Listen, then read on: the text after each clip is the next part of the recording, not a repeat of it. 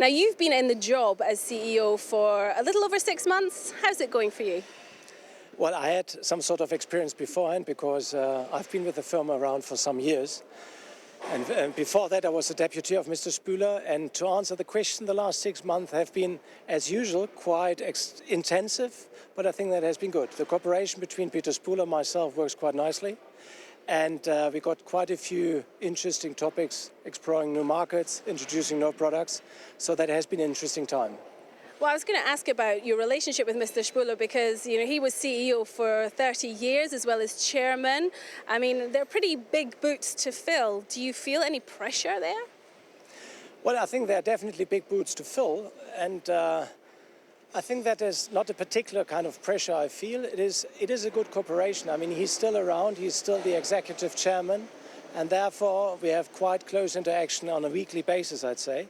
So in that regard, yes, there is some pressure to continue to grow as a company, but that is not predominantly coming from Peter Spüler himself. It's coming from the overall environment that I'm trying to take to my part in order to improve the business of Stadler.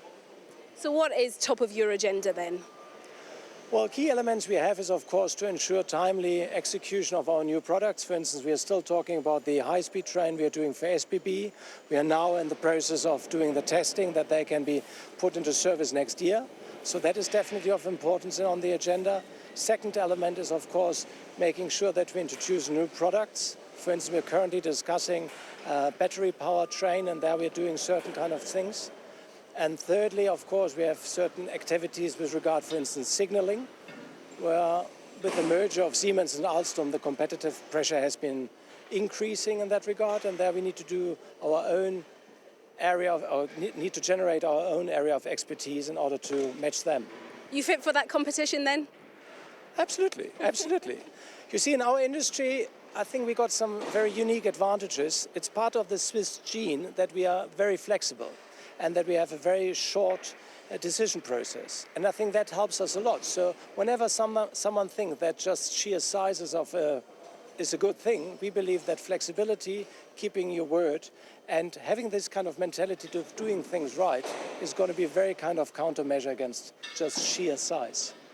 So the Swiss card plays very well for you. What about the Thurgau card? I mean, why are you based here? What's the story there?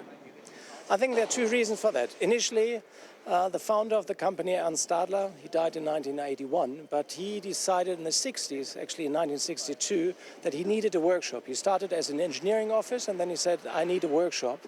And he found that in Bussnang next to the railway tracks.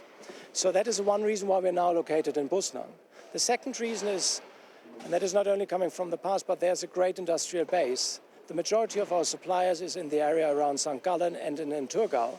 So we've got a very solid supply base, and we find very good employees. And so that gives you reason to stay here. I mean, are you committed to the future here in Bussnang? I think there's no doubt about it. I mean, the biggest plant is in Bussnang. The headquarters is located here. And as we say, if you build trains which are going to last for 35 years, you need some people who have really got a good knowledge of how to do that. And there's a solid base here, so we would be somehow foolish if we moved away from the Thurgau. What about some of the challenges facing you ahead? I'm thinking mostly about this kind of ever-looming trade war and steel and aluminium tariffs. How does your business approach that kind of challenge ahead? Well, it's definitely some sort of a challenge because it's increasing, or there's a certain risk that it's going to increase the prices of our products. So far, we are not doing that much in steel. We are more focused on aluminium because we think it's superior for building trains. Aluminium so far, especially the kind of aluminium we use, has been exempted from any kind of additional tariffs. However, that is of course always a reason or risk. But overall, in any time there have been certain risks. I mean, we had the kind of shock of the suddenly changing exchange rate, and we've been able to compete against that or to work with that and to do our best in order to not to lay off any people, but with real strong work, we managed to overcome that situation. So in any time, there are going to be certain challenges. So I think this kind of challenge is not exceptional. Let's talk about Frankenshock then for a moment. I mean, how did you manage that? I mean, how badly were you hit when the surprise came that they were lifting the cap? Well, suddenly it increased the price, that was at the beginning of 2015, suddenly increased the price of our products by almost 20%. And that, of course, had some sort of an impact on the margin. And the measures we took is that, of course, we introduced an increase in work hours in the Swiss plants. We've been very happy. We did that more or less 6 weeks after the Frankenshock hit us. So extremely fast, we've been able to react on that. And the second element is that we've been trying to concentrate on certain products where we got a certain niche, which very specific products, whereas still the ability to deliver that out of Switzerland. And how were you able to do that, to kind of rise to the challenge? I mean, is it the way that your company works? I mean, what made it, well, not easy, but what made that challenge something that you could overcome? Well, as I said, there's certain elements. Of course, we've been looking at certain cost elements and we've been trying to reduce them. We've been to a very minimal extent, we've been increasing also the supply from the European Union countries so that we had more in the euro. But overall, it was once again using the same values we have, is a certain kind of focus on the product, trying to carve out what is really important to the client and say, okay, we focus on that, and therefore he's accepting a certain price for that product.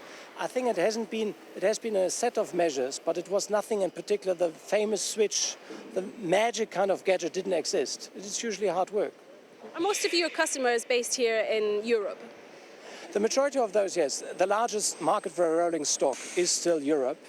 Then there's a significant market in Asia, predominantly with China, which we consider as somehow a closed market.